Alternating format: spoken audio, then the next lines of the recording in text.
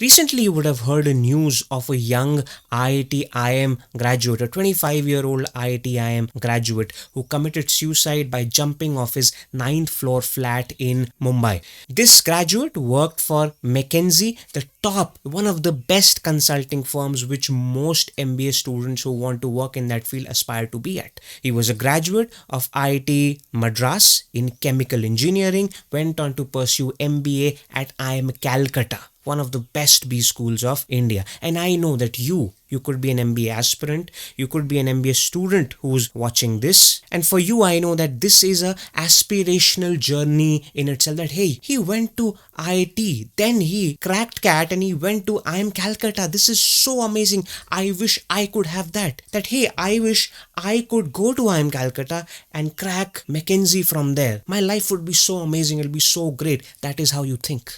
Now, while this has not yet been established, at least from what I had researched, I have not been able to see whether it has been established whether he committed suicide because of the stress at work. However, it is very important for me to make this video for you as an alarm, so that if you are in that circumstance wherein your work is stressing you out, or if you are an MBA student who has not yet experienced it, then this is an early call for you to make a better choice for yourself. I am assuming in this video that work had a part to play for him. And if it has been established yet, I would want you to go down in the comments and let me know that what you know about this. My objective is not to sensationalize this.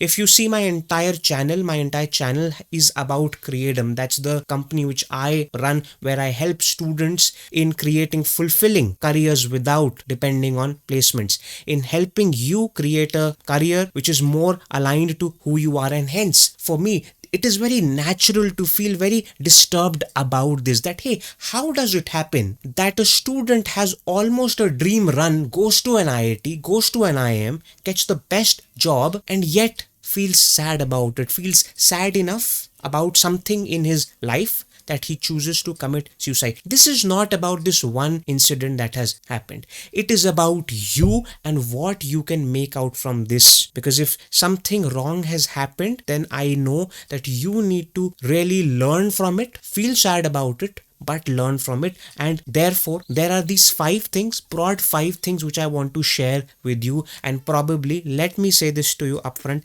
this is probably the only career advice you'd need that could save you. I'd quickly start off by explaining what I have to say in the very first thing about this, that how do you choose the kind of career which you want for yourself? So when you go into your MBA, or even if you're an MBA aspirant and if you're preparing for your MBA admission interviews, how should you choose what you want to do after your MBA? Obviously, there are certain do's and don'ts, and you need to know these things, because that is extremely important. And at the end, I will tell you this, the biggest quality you need to have as an MBA student, as a young professional, so that you are able to thrive and not be in stress.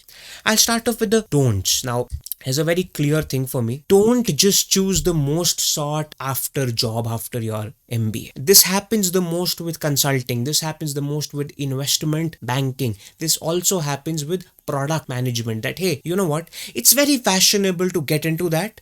My friends, the entire batch is going for a consulting job role, therefore I definitely have to go for it. It's not like that. That is, that should never be the perspective which, with which you should evaluate what you want to do. The second thing, obviously, what your friends want, it's the same thing. So say, suppose, even if you're not influenced by the entire batch, then our friends, we always assume that hey, our friend probably is much more informed than we are, and hence probably if he or she is saying that that consulting is the way to go, or investment banking is the way to go, or this job role is the way to go, or finance, or this and that, then that has to be right. I don't know. And you know what, just because it's fashionable, you take it, then 1 year into that job you realize that probably this is not for me, I hate it. The third thing, obviously, what your family wants, that's probably even worse off than what your friends want. I'll tell you why. Because the stage where you and I are, that we are in our MBA program, probably you're the first MBA in your entire household, in your family. And even if you're not the first MBA, then the last MBA would have been an MBA at least 20 years back. They don't know the realities of now. They don't know how things have changed. They don't know what are the job roles now, probably. Therefore, it makes much more sense. For one, you need to make your own choices, but make it very conclusively, make a very informed choice, which I'll be explaining in do's. And fourth thing is the prestige trap of the IIMs or of the top B schools. Now, there is an entire video on this on YouTube, which you should go and watch. It is called the prestige trap. It explains this thing itself, that how sometimes it happens that, hey, I've made it to an IIM Ahmedabad, I've made it to an IIM Bangalore or Calcutta or an XLRI, and now obviously because I've made it here, obviously I should aspire for consulting, obviously I should aspire for finance. This happened with me. All through my life I thought that I do marketing, which I do now. However, the moment I went into my IIM, I realized that, hey, probably, you know what, finance is something I should go after. It gives you so much more, it is so much more fashionable to do it. And soon enough, in the next 4 to 8 weeks, I was very quick to realize that no, probably that is not for me. I'm not good for it. And probably even if I want to, I would not be very interested to learn those skills for that. I'd stick to what I want. Your sense for yourself needs to prevail. I think that is much more important.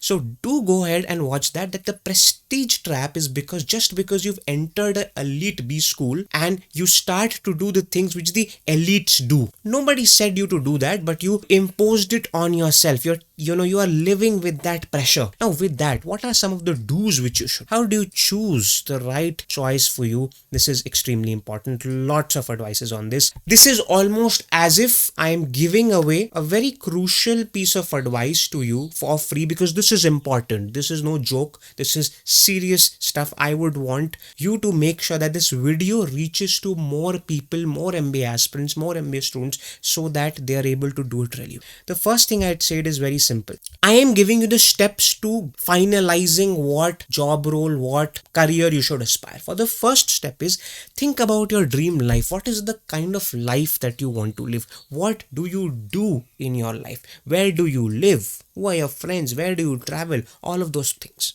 Imagine it like that. That's the starting point, because work and a job is only one part of the life, but there are more aspects to it. Think about your relationships, your friendships, the kind of human being you are. That's that. From there, then come back one step. Think about that. What kind of work will help me live that life? I'll give you an example for this. Now, when I was a student and when I was doing this exercise for my own self, I quickly realized that, hey, the kind of life I want to live is a life of freedom. I don't see myself sitting in an office for long. I don't do that. No. Which means probably a job or kind of work which makes me sit in a corporate office or even makes me go out and slog for my work is not something which I am really interested to do. I want it to be location agnostic, not where my company wants to send me, but where I want to work. It could be working from a cafe. It could be working from my room. It could be working from a hotel room, from a beach. It might sound very cliched to say this, but yes, that was my dream for myself. Then I realized that, okay, probably the kind of work I want to do is not a job. Hello, work does not mean a job. It could be that, hey, I realized that probably I need to build something of my own really soon during my MBA itself, which I did when I was at IIM Udaipur, so that I can kind of live the life which I want to lead, and that's that. Then the kind of work which you have been able to finalize, then think about what job exactly. अब इस काम के लिए market में jobs क्या क्या है. Work आपने imagine कर लिया that okay, probably finance I want to do. Finance के अंदर what job you want to do, because there are multiple things in that. You should watch some of my videos on the various job roles. I have made it on the Career Launcher YouTube channel as well, and I'll also make it on my channel as well. Then think about the kind of organization, which company you want to work for. Now hold on and see this. MBA students do it in the exact reverse manner. When the students, they are MBA aspirants, or when they step into their MBA colleges, the first thing which they think about is that, hey, you know what? After my MBA, I want to join McKinsey. After my MBA, I want to join BCG. That's that. the company you want to join is unfortunately the starting point for you. That is something which might be okay for few, but for most that comes from a very lack of research. Therefore, make sure that when you're giving out such names that, hey, this is what I aspire to do, you've done the required research for this. You have been able to speak to me or to somebody about this. Psychometric tests assess what your natural skills are. Now, आज से 5 years back तक तो ये था भी नहीं इतना famous. Now you could go online, you can search for psychometric and you can find that what your inherent skill sets are, what kind of a human being, what kind of a worker are you, and that will give you a great clarity of what kind of job roles are more suited to you. If you are an MBA aspirant, then though I would advise you to do this exercise right now. For all you know, you may realize that you don't even need to do an MBA for the kind of work you want to do. I am a very strong proponent of the fact that you should do MBA. More people should do MBA because MBA gives you a lifestyle. It changes the kind of human being you are. It makes you much more confident. I am a good example of that. I used to stammer when I was an MBA aspirant. Now at least I can speak to you. But assess yourself, take a psychometric test, or if not, then one simple thing: consult, seek advice from an expert, confide in an expert. The next time you feel like you're feeling stressed about this, you're feeling stressed either about making a choice of what you need to do, or you're feeling stressed in your work, send me a message. Do not take a wrong step. I would want to talk to you. I'm open to talking to you. Connect with me and we'll talk about it. I'm there for you. Moving on. This is what you need to keep in mind of how to choose. Now, I'll tell you a big problem which happens. There's a very big problem that there is a war zone mindset. Why is it that a lot of such stress creeps into your mind, and what is the problem? The source. You need to really identify the source of it, and the source of it, what I have been able to find after speaking to a lot of my students and friends and everybody, is this: that there is a war zone mindset with which you are operating. And this war zone mindset is actually a zero-sum game which is there in your head. I'll explain all of these things to you and how instead of a zero-sum game, you should see your career as an infinite game. What is it? Now, here is what happens. It starts from the stage when you're cracking your CAT exam, or when you're appearing for CAT or ZAT or all of these exams. Now, there are 2 lakh CAT aspirants, and your struggle and the war in your head is that, hey, I need to beat these 2 lakh students. That, hey, if I score more, then somebody else will score lower than me. Why? Because percentiles are all relative. That is where a mindset of a war, that hey, if somebody wins, then the somebody else has to lose for sure. It starts from there. Now, you had 2.5 lakh aspirants for your CAT. Finally, when you crack the exam and you have your interview calls, you have some 3,000 to 4,000 students who are having those interview calls. Now, even in those 3,000, 4,000 students, you still feel that, hey, there is a war, because the final seats are only 300 and I have to make it to that school. Now, suppose even if you make it to that B school, now you are only 300 people. And now apparently you should feel much more relaxed and calm that, hey, I have won in that 2.5 lakh ka war. I have also won in that 3,000, 4,000 students ka war in the interview. Now, again, even in this 300 students, why is it that my mind is always operating in a war? No. Now, all of us are at one of the best B school, and probably all of us can win. I can tell you with a lot of surety, had it been only 3 students and not 300 students in your batch, you would have still felt that same war zone that, hey, I have to be the most amazing one. The fact is, you need to calm down. Everybody can win. Once you've made it to a good B school, all of you can get good jobs, provided you just don't think that, hey, placements is the only way I can find a job. Off campus is a very big opportunity. I help my students with that. And forget even off campus. Even if, for example, all 300 of you are aspiring for finance job roles, even in that case, all of you bring a different skill set. All of you can fit well in various areas, provided that you think that you are unique, which you are. You can build unique skill sets if you have those ability in you, which you have. And obviously, placements is not the only opportunity which you have. Once you know all of these things, then suddenly you'll realize that life is not a zero-sum game wherein if somebody wins, then somebody else has to lose, or if somebody else loses, then only I can win. once that stress and struggle will go down, you will realize that life is actually a very infinite game. This might sound very philosophical, but this infinite game is a concept. You should go and watch a video by Simon Sinek. Watch that. He explains it in a much more eloquent way than I have.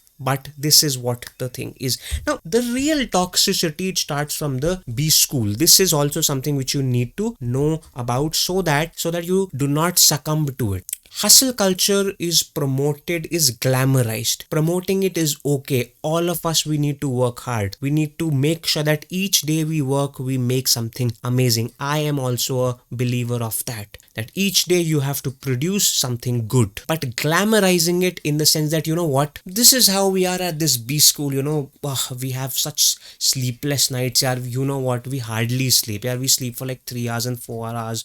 It's not easy, it's so stressful at our B school. I just can't sleep altogether, and we do the assignments till 3 o'clock, 4 o'clock, and then we don't even sleep. You know what I'm trying to get at. This is made really fashionable. This is when students, they say this, that hey, we do not sleep, that hey, our placecom abuses us, and all of those things. It is very fashionable. Now, speaking about the placecom, one very simple sign of how this thing is all planted in your mind and is not true is how the placecom usually behaves with you. If you've seen that, hey, placecom is very rude, and why are they being rude? We're all the same people, this and that. The reason for that is because somewhere they have a hangover. They have been told by their seniors that, hey, this is how you need to behave with the students. Why? They have no answer. Now it's almost as if that it is a culture to behave in a very unruly, rude sort of a way, with no explanation, with no rhyme or reason why. So the toxicity is there around you. I can completely understand that, but then it's for you to understand that, hey, I am not dependent on this B school for my job. The very fact that I've made it to an IIM Bangalore, I've made it to an IIM L, I've made it to an IIM Kozhikode, I have the ability to either build something of my own if I have to, or I will find a job from the job market outside. I can do that. I'm not saying that you have to do that you have to start up something of your own, or that you have to find a job from outside. But once you recognize these two as big and very true opportunities, you feel a sense of confidence in yourself. That's very important. That is that. And now here is the thing. Somebody may ask me, if you're already outside of your MBA now, that what if you have made the wrong choice? What if you've made the wrong choice already and you are in a job which you chose, and now you're feeling very stressed about it, that hey, this is not probably the job which I wanted to be in. What should I do? I'm feeling stressed about it. I feel like doing something wrong to myself. What do I do? Well, the advice, this last advice, the biggest quality which you need to have will answer that. And this is the time when I will share with you that what is the biggest quality which is there, which you need to have. This biggest quality is that please don't be risk averse. Take risks. Which means what? If you're an MBA graduate of a good B school, why is it that suddenly you are so risk averse? Why is it that you do not have the confidence and the ability in you that, hey, okay, hold on. If I'm not liking this job now, I have the ability, I have the confidence in me that even if I quit this job right now, in the next 8 weeks, 12 weeks, I will find a job. I might take a pay cut. I might switch my industry, but I have the ability that I can find a job. And for all you know, I'd find a job not with a pay cut, but a much more better job, a job which is far more suited to what I want. Because now at least I know that, hey, what are the things which will stick with me and what are the things which will not stick with me. I know of a lot of others who didn't feel good about their work after their MBA, and they chose to immediately start searching for a job. If you do not like sales, if you do not like going from one shop to another shop, they were smart enough and they had the confidence in them to quickly find a job which probably was at least not as horrible as that was. That's the advice. Do not be risk averse. The biggest problem which I see with MBA students is that you become very risk averse, even though you are from a top B school where ideally you should now feel much more risk free, that hey, we've done our MBA from one of the best B schools. Now we can play our game the way we want it. But unfortunately, it happens the other way, because probably there's a prestige trap that, now that we are graduate from this B school, we need to operate in a certain way, and we need to be living a certain lifestyle, and we need to be in a certain kind of a job, in a certain kind of a company, this and that. And if we leave this, what will our friends say? If we leave this company, then what will happen? So what, I'd rather deal with this stress and hope for a day where things will go good. I hope this video gave you a deep understanding of probably what are the things which you could do if when you were to make a choice, or if you are already in your MBA, then what are the things which are important, which you need to keep in your mind when you're making this choice for yourself. If there are any questions, queries, go down in the comments, let me know. I am committed to answering all of them. Join a new Telegram group which I have created for you. There I am available live to address any questions which you have. Thanks a lot and goodbye.